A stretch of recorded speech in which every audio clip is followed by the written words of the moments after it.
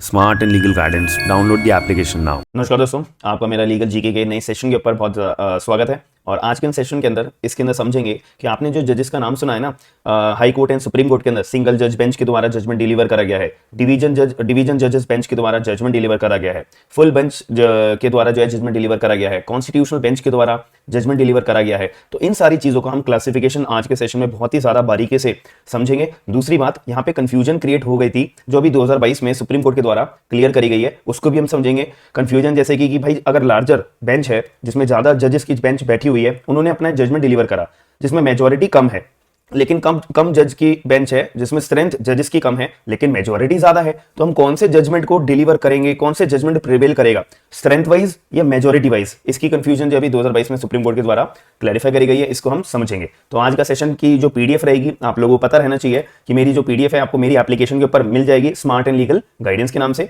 और Google play store के ऊपर। जो आईफोन यूजर्स है, आपको जो एप्लीकेशन डाउनलोड करना है, माई इंस्टीट्यूट एप्लीकेशन है, रेड कलर का, आप ऐप स्टोर पे जाओगे, आपको ये मिल जाएगा। फिर आपसे ORG एक कोड मांगा जाएगा जो है ZPOGS, बस ये कोड डाल दोगे, एप्लीकेशन डाउनलोड हो जाएगी, फिर आपको ये PDF easily free of cost मिल जाएगी। तो हम आज का सेशन ज्यादा देरी न करते हुए स्टार्ट करते हैं। तो सबसे पहली बात, हमारा जो टारगेट है classification of benches of supreme court and high courts, इसके लिए आप लोगों ने पढ़ा होगा कि सिंगल जज बेंच के द्वारा जजमेंट डिलीवर करा गया है। अब वो हाई कोर्ट हो या सुप्रीम कोर्ट हो, वहां पे अगर सिंगल बेंच है तो एक ही जज माना जाएगा, ठीक है। अब डिवीजन बेंच के द्वारा जजमेंट डिलीवर करा गया है, अब हाई कोर्ट हो या सुप्रीम कोर्ट हो, दोनों की अलग अलग बातें हैं, याद रखना। अगर डिवीजन बेंच हाई कोर्ट के द्वारा जजमेंट डिलीवर करा गया है तो ये मैंडेटरी होगा कि वहां पे 2 जजेस ही होंगे, 2 से अलावा और कोई जज नहीं होंगे। अब अगर सुप्रीम कोर्ट की डिवीजन बेंच के द्वारा जजमेंट डिलीवर करा गया है तो ये हो सकता है कि वो 2 जज के द्वारा डिलीवर करा गया हो, एक सेकंड, वो हो सकता है कि वो 2 जजेस के द्वारा डिलीवर करा गया हो, ये भी हो सकता है कि वो 3 जजेस के द्वारा जजमेंट डिलीवर करा गया हो। तो अगर 2 जज बैठेंगे सुप्रीम कोर्ट में तो भी डिवीजन बेंच, और अगर 3 जज बैठेंगे सुप्रीम कोर्ट के अंदर तो भी डिवीजन बेंच बोला जाता है, याद रखना, ठीक है। अब यहां पे जो है ये फुल बेंच की हम बात करते हैं, तो जब फुल बेंच के द्वारा जजमेंट डिलीवर करा जाता है तो ये केवल और केवल हाई कोर्ट के अंदर रूल एप्लीकेबल होता है। अब हाई कोर्ट के अंदर अगर फुल बेंच के द्वारा जजमेंट डिलीवर करा गया है तो याद रखना वो केवल 3 जजेस की बेंच होगी। तो हाई कोर्ट के द्वारा अगर फुल बेंच के अंदर जजमेंट डिलीवर करा जाता है वो तो केवल 3 जजेस की बेंच होती है, हमेशा इन चीजों को याद रखना। अब अगर सुप्रीम कोर्ट के अंदर फुल बेंच के द्वारा अगर जजमेंट डिलीवर करा जाता है तो सुप्रीम कोर्ट का रूल होता है फुल बेंच मतलब फुल स्ट्रेंथ, यानी कि आपको पता रहना चाहिए करंटली हमारे सुप्रीम कोर्ट की स्ट्रेंथ क्या है, 34, जिसमें से 33 हमारे सुप्रीम कोर्ट के जजेस हो गए एंड एक हमारे CJI chief justice of India हो गए। अब आप लोगों को यहाँ पे मैं ड्यूटी बना रहा हूँ कि हमारे अभी currently chief justice of India कौन है, उनका टेन्योर पीरियड कब से चालू हुआ है, उनका रिटायरमेंट पीरियड कब होगा, टोटल इन्होंने अपना काल का जो इनका कार्यकाल रहेगा, टेन्योर पीरियड रहेगा, CJI बनने का कितने टाइम तक कराएगा, ये सारी डिटेल्स मेरे को आप लोगों से कमेंट बॉक्स के अंदर अभी के अभी चाहिए, याद रखिएगा, कोई भी बच्चा मिस आउट मत करना, ठीक है। चलो, अब यहाँ पे हम जो है कॉन्स्टिट्यूशनल बेंच पढ़ते हैं, तो कॉन्स्टिट्यूशनल बेंच शब्द जो है केवल और केवल सुप्रीम कोर्ट के द्वारा ही यूज करा जाता है। तो अगर कोई जजमेंट डिलीवर करा जा रहा है ना कि भाई ये जजमेंट जो है कॉन्स्टिट्यूशनल बेंच ने डिलीवर करा है, तो हम इसमें बोलते हैं कि भाई सुप्रीम कोर्ट के द्वारा डिलीवर करा गया है और 5 जजेस की बेंच होंगी तभी ये जजमेंट डिलीवर करा गया है। समझ में आ गई बात?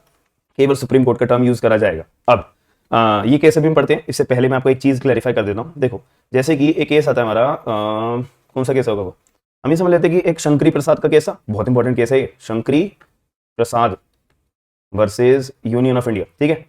ये केस है, ये किसके द्वारा, ये कॉन्स्टिट्यूशनल बेंच के द्वारा डिलीवर करा गया था, 5 जजेस बेंच, ठीक है, 5 जजेस बेंच होगी। तो इस केस के अंदर मैं आपको मुद्दे वाली बात बता रहा हूं, जो मैं केसेस बता रहा हूं ना, मेरा मेन आज का सेशन का कंटेक्स्ट क्या है, हमारा बेंचेस को समझना, जजेस की बेंचेस को समझना, अब वो हाई कोर्ट हो सुप्रीम कोर्ट हो, इनको समझना, ठीक है। इस केस के अंदर कंटेंट क्या था क्या नहीं था उससे अभी हमारा मेन कंटेक्स्ट यहाँ पे नहीं है, बता दूंगा बाद में, नेक्स्ट सेशन के अंदर हम नई नई चीजें लेके आते रहेंगे, ठीक है। तो और एक केस है हमारा सज्जन सिंह, ये भी बहुत इंपॉर्टेंट केस है, ये सारे लैंडमार्क केसेस बता रहा हूँ। Sajjan Singh versus state of Rajasthan, ठीक है, वर्सेस स्टेट ऑफ राजस्थान, ये भी हमारा 5 जजेस बेंच के द्वारा डिलीवर करा गया था, ठीक है। अब ये जो जजमेंट्स हैं हमारे, जैसे शंकरी प्रसाद हो गया, सज्जन सिंह होगा, इसको हमें चैलेंज करना है, तो हमारी लार्जर बेंच आई थी एक, IC गोलकनाथ का केस आया था, ये डिलीवर करा गया था 11 जजेस बेंच के द्वारा। फिर इससे भी ऊपर अगर हमें जाना हो, इन जजमेंट को चैलेंज करना हो, तो फिर कौन सा केस आया था, केशवानंदा भारती का केस आया था, याद है ना, केशवानंदा भारती का केस आया था ना। तो ये 13 जजेस की बेंच के द्वारा जजमेंट डिलीवर करा गया था। ये इकलौता ऐसा केस था जिसमें 13 जजेस की बेंच ने आके अपना जजमेंट डिलीवर करा गया था, फर्स्ट टाइम। इसके बाद कभी भी लाइफ में 13 जजेस की बेंच तो कभी बैठी नहीं है, पहली बात तो एक क्लियर, इससे ज्यादा जजेस बेंच कभी बैठी नहीं है, ठीक है। ये केवल इकलौता ऐसा केस है जिसमें सुप्रीम कोर्ट की इतनी बड़ी बेंच बैठी गई थी अपना जजमेंट डिलीवर करने के लिए। समझ में आ गया ना। ये कहानी कब थी कि पहले शंकरी प्रसाद आया था, फिर चैलेंज हुआ सज्जन सिंह के पास, फिर आलोकनाथ का केस आया, फिर केशव नंदा भारती, तो ऐसे बढ़ती गई थी बेंचेस। क्लियर हो गई बात? चलिए ऐसा फिर बढ़ाया जाता है। अब मुद्दे पे आते हैं, हम इस केस की कंफ्यूजन के बारे में समझते हैं। सीधी सी बात है, सिंपल सा है, अभी समझा दूंगा। ठीक है, ये 2022 में सुप्रीम कोर्ट ने अपना Trimurti fragrances private limited versus government of NCT of Delhi 2022 supreme court के अंदर ये कंफ्यूजन दूर करी गई है। अब पहले कंफ्यूजन तो बता दो सर। देखो भाई, पहला केस फाइल हुआ, ठीक है, एग्जांपल बहुत ध्यान से समझना। पहला केस हुआ सुप्रीम कोर्ट की, उसमें 7 जजेस की बेंच बैठी, 7 जजेस की अपनी बेंच बैठी। उन्होंने जो जजमेंट डिलीवर करा वो 4:3 में करा, यानी 4 जजेस की यहाँ पे मेजोरिटी थी। ठीक है, 4 जजेस की यहाँ पे मेजोरिटी थी। फिर एक सेकंड केस आया, ठीक है, फिर एक अपना सेकंड केस आया। सेकंड जज केस में कॉन्स्टिट्यूशनल बेंच बैठी थी। अब कॉन्स्टिट्यूशनल बेंच के अंदर कितने जजेस होते हैं? 5 जजेस होते हैं। ठीक है, 5 जजेस बैठे हैं। इन्होंने क्या करा, 5:0 की रेशो में अपना जजमेंट डिलीवर करा। तो ये जो 5 जजेस थे ना, इन्होंने, इनकी मेजोरिटी आ गई। अब यहाँ पे कंफ्यूजन ये आई कि भाई लार्जर बेंच जो थी, लार्जर बेंच के अंदर कितने जज थे? 7 जज थे। 7 जज की मेजोरिटी कितनी थी? 4। ठीक है, मेजोरिटी यहाँ पे कितनी आई? 4 की। और जो ये हमारी कॉन्स्टिट्यूशनल बेंच थी, इसमें कितने जज थे? 5 जज थे। इसमें मेजोरिटी कितनी है? 5 की। अब क्वेश्चन दिमाग में आ रहा है कि भाई हम प्रिवेल कौन सा जजमेंट करेंगे, ये वाला करेंगे या ये वाला करेंगे? आप लोग अपना पॉइंट ऑफ व्यू बताइएगा। फिर देखा जाएगा कि जो सुप्रीम कोर्ट के द्वारा 2022 में बोला गया है, तो क्या आप उससे मैच कर पा रहे हो? तो अब इस केस में सुप्रीम कोर्ट के अंदर ये वाला केस आया। कौन सा केस आया? ये Trimurti fragrances private limited versus government of NCT of Delhi 2022 supreme court. तो इस केस में सुप्रीम कोर्ट ने क्लियर शब्दों में बोला कि भाई अगर ऐसी सिचुएशन में ना हमेशा और हमेशा प्रिवेल करा जाता है लार्जर बेंच का जजमेंट, हमेशा और हमेशा लार्जर बेंच का जजमेंट प्रिवेल करता है। भले ही उसमें मेजोरिटी कम हो, भले ही उसमें जो है मेजोरिटी ज्यादा हो, भले ही उसमें कुछ भी बात कही हुई हो, हमेशा और हमेशा लार्जर बेंच का जजमेंट प्रिवेल होता है। हमेशा और हमेशा लार्जर बेंच का जजमेंट प्रिवेल होता है। ये चीज हमेशा दिमाग में रखना। भले ही यहाँ पे मेजोरिटी ज्यादा हो, बट ये छोटा बेंच है, तो इसको जजमेंट हम प्रिवेल नहीं करेंगे, नहीं करेंगे, नहीं करेंगे और नहीं करेंगे। क्लियर हो गई ये बात? तो ये सुप्रीम कोर्ट के जजमेंट में।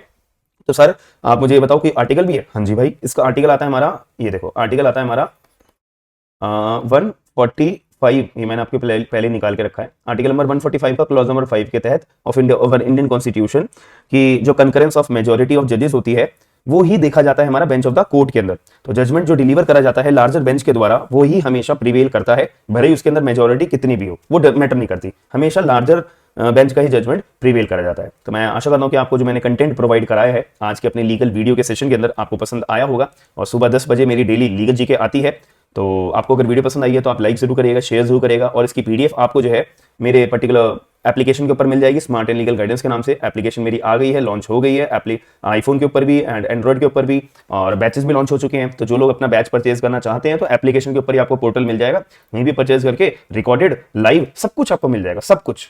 बस आपकी ड्यूटी है कि सही जगह पे, सही टारगेट पे, सही टाइम पीरियड के अंदर अपना चीजों को ग्रैब करना है। और याद रखना, वैसे तो पूरे यूट्यूब पे आपको ये कंटेंट मिलेगा नहीं, पहली बात। गूगल पे कहीं पे कंटेंट ये आपको प्रोवाइड कराएगा नहीं, और कोई भी व्यक्ति आपको यूट्यूब वगैरह पे, कोई भी बड़े से बड़ा यूट्यूबर आपको ये प्रोवाइड कराए ना, समझ लेना ये कॉपी है। क्योंकि आजकल मार्केट के अंदर बहुत सारे लोग मेरी कॉपी करके अपना अपना कंटेंट बना रहे हैं, तो इस चीज से आप अवेयर रहिएगा। और जो ये, क्योंकि एक बात बताओ ना, जब से मैंने लीगल जीके चालू करा है, बाकी लोगों ने भी चालू कर दिया, भैया वो क्यों प्रोवाइड, उन्होंने पहले से क्यों नहीं करा, अभी से क्यों इनके दिमाग में आया? क्योंकि उनको मेरा मटेरियल कॉपी करके अपने चैनल्स पे अपलोड कर रहे हैं, याद रखिएगा। तो ज्यादा क्योंकि बाकी आप लोग समझदार हो, अगर आप लोगों ने मेरे को पहले से फॉलो करा हुआ है तो आप लोग मेरा कंटेंट जानते हो कि मेरा अपना ही एक अलग कंटेंट होता है हमेशा, हर एक वीडियो के अंदर, और हर एक चीज में एक अलग ही लेके आता हूं। तो अगर आपको मेरी वीडियोस पुराने हो, अगर आप मेरे चैनल से जुड़े हुए हो, तो आपको मेरा पर्टिकुलर स्टाइल पता रहेगा। और ऐसे मेरे को लाइक करते रहिए, शेयर करते रहिए, और अगर कंटेंट अच्छा लग रहा है तो प्लीज कमेंट बॉक्स में अपना पॉइंट ऑफ व्यू जरूर बताएगा। हम मिलते हैं नेक्स्ट वीडियो के अंदर। थैंक यू, धन्यवाद।